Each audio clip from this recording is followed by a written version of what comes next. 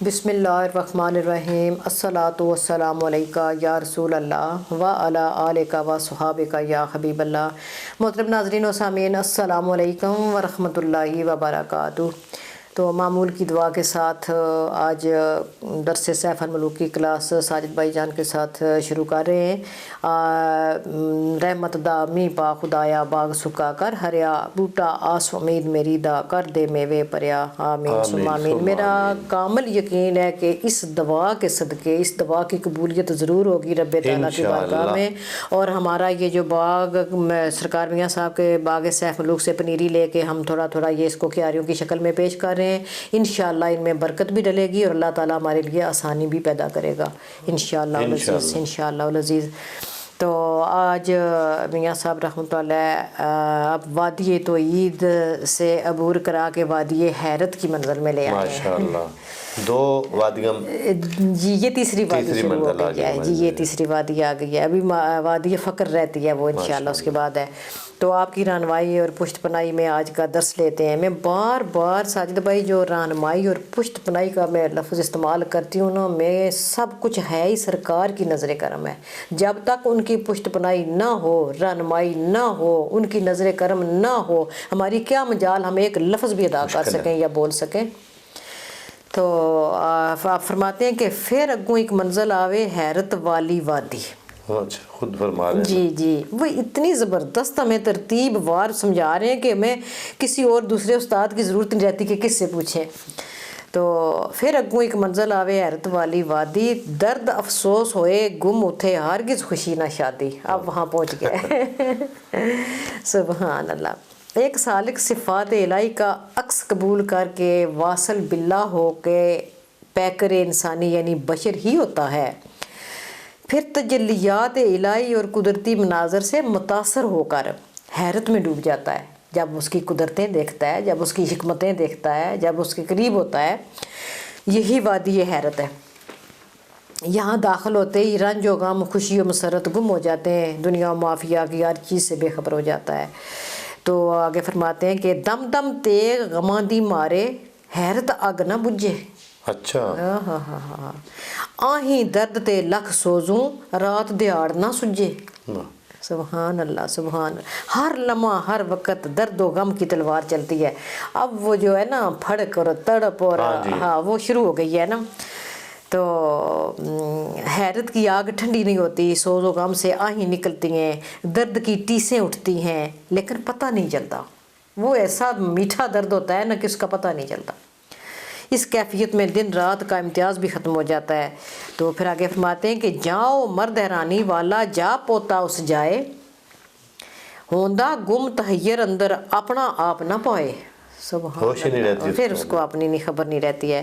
حیرت کے اس مقام پہ پہنچ کر وہ اپنے آپ اپنی ذات و ہستی سے بے خبر ہو جاتا ہے۔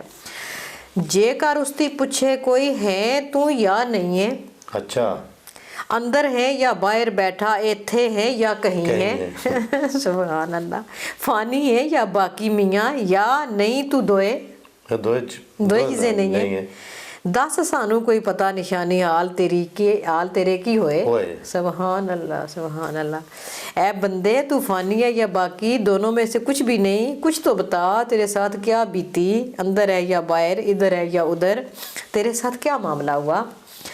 تو کہندا آگے پھر جواب بھی اس کا دیکھیں نا، کہندا اصلی خبر نہ مینوں، اچھا مجھے بھی نہیں پتا، بیٹھا یا کھلویا، عاشق ہاں پر پتہ نہیں رہا کس پر عاشق ہویا۔ سبحان اللہ سبحان اللہ سبحان اللہ۔ کہتا ہے در حقیقت مجھے بھی خبر نہیں کہ میں بیٹھا ہوں یا کھڑا، عاشق ہوں پر یہ خبر نہیں میرا معبور معشوق کون ہے۔ سبحان اللہ۔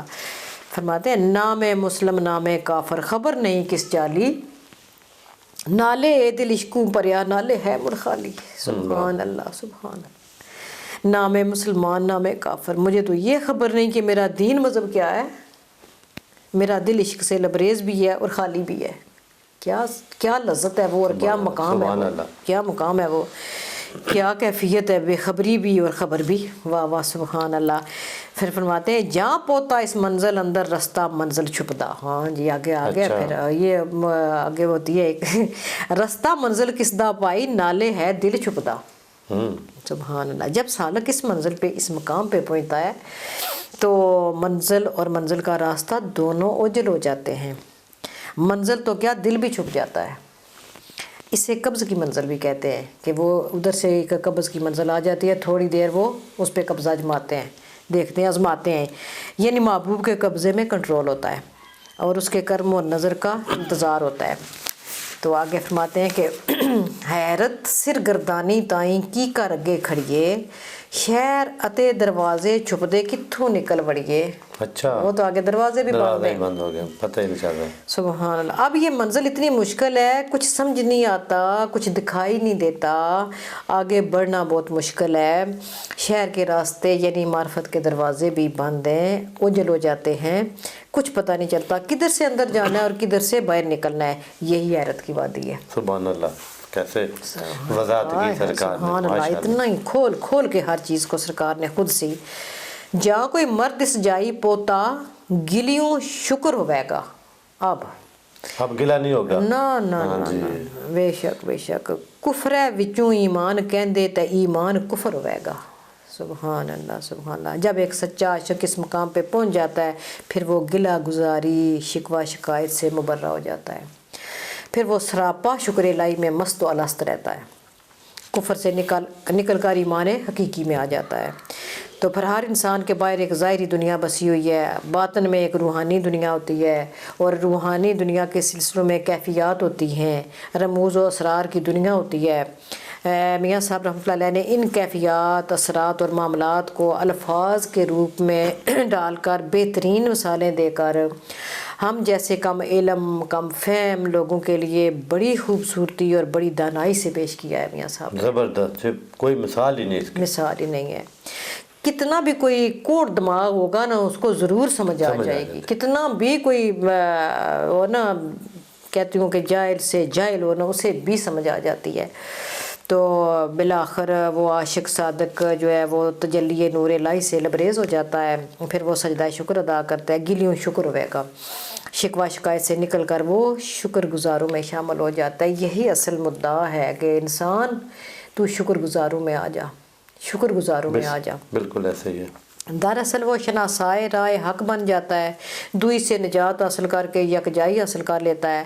پھر اسے کچھ یاد نہیں رہتا کہ وہ کون ہے, وہ کس مقام پہ ہے, اسے نہیں پتا اس کی منزل کیا ہے, اس کا محبوب کون ہے. تو نور الہی کی تجلی کے سمندر میں ایسا غرق ہوتا ہے کہ وہ اس وادی کے اصولوں سے باخبر ہو جاتا ہے. اکثر لوگ پوچھتے ہیں کہ جھیل سیف الملوک تو مظفر آباد میں ہے جہاں پریاں آتی جاتی ہیں, پریاں آتی جاتی تھیں یا آتی ابھی بھی ہیں, تو سیف ملوک کی قبر کہاں ہے, یہ اکثر لوگ سوال پوچھتے ہیں. ہاں تو یہ بھی بے شک ان کو بتا دیں کہ یہ مظفر آباد میں نہیں ہے, کے پی کے میں ہے. یہ میں بتاتی ہوں نا کہ مظفر آباد آزاد کشمیر میں ہے نا. بے شک بے شک. لیکن عام لوگوں کی یہ ایک سوچ ہے وہاں تک ہے کہ وہی سیف ملوک جھیل تھی تو وہاں سیف ملوک جاتا تھا تو وہاں پریاں آتی تھیں. لیکن اس چیز کو میاں صاحب نے بڑا زبردست کر کے تو ہمیں سمجھایا ہے کہ میں تو اس میں جب بھی کوئی پوچھتا ہے نا کہ اس سیف ملوک کی قبر کا ہے تو جواب میں یہی میری عرض ہے کہ تھوڑا سا غور کرے تو پتہ چل جائے گا کہ جھیل سیف ملوک کائنات کے چاروں اطراف پھیلی ہوئی ہے. چاروں اطراف سیف الملوک جھیل پھیلی ہوئی ہے. شہزادے اور پریاں ارد گرد منڈلا رہے ہیں. عاشق اپنا اپنا سفر عشق جو ہے وہ اس کے مکمل کر رہے ہیں. اور سیف الملوک کی قبر دیکھنی ہے تو کھڑی شریف آ جائیں. ہاں بس میاں صاحب خود سیف الملوک تھے, انہوں نے خود وہ سفر سارا طے کیا ہے, سفر عشق طے کر کے تو ہمیں اس کی سیر کرا رہے ہیں اور اس وادی سے ہمیں گزار رہے ہیں. جو چھوٹی سی مثال دیتے ہیں نا سیف الملوک کے, وہ جو رستہ ہے, جس طرح آپ نے شروع سے ہی جتنے پروگرام کیے ہیں جی سبھی میں بتا رہی ہیں کہ سالک کا رستہ کیا ہے, عاشق کا رستہ کیا ہے, مشکلیں منزل کیسی ہے, مشکلات ہیں, رکاوٹیں ہیں. تو اس کی مثال اگر ہم وہ جو جھیل ہے کے پی کے والی بھی, اگر اس میں بھی آپ جائیں نا تو اس کا جو رستہ تھا وہ تھا نہیں ہے ابھی, تو واقعی وہ بھی مشکل لگتا ہے. مشکل ہے وہ بھی. تو بات یہ نہیں کہ باپ والی بات پوری 100% صحیح ہے کہ سیف الملوک تو یہ ہیں، یہ تو ادھر ہی ہیں، لیکن اگر رستے کی آپ مثال دیتے ہیں نا تو وہ رستہ بھی اوپر چڑھنے والا اتنا ہی مشکل ہے۔ اور میاں صاحب نے دیکھیں پھر کہاں، اگر سیف الملوک جھیل کا نام ہے تو جھیل اس پوائنٹ پر ہے کہ وہاں تک پہنچنے کے لیے بھی اب بھی مشکل لگ رہا ہے۔ جی بالکل، اور ان کا رستہ بھی وہی رستہ تھا، مشکلات تھی رستے میں بالکل۔ اور انشاءاللہ نیکسٹ ایپیسوڈ میں ہم سیف الملوک کی بھی ڈیفینیشن کریں گے، شاہ پری کی کریں گے، شاہ پری کون تھی، کہاں آتی تھی، وہ بھی ڈیفینیشن انشاءاللہ وہ خود کر رہے ہیں ہماری ساتھ ساتھ انشاءاللہ۔ جزاک اللہ خیر جی، السلام علیکم ورحمۃ اللہ وبرکاتہ۔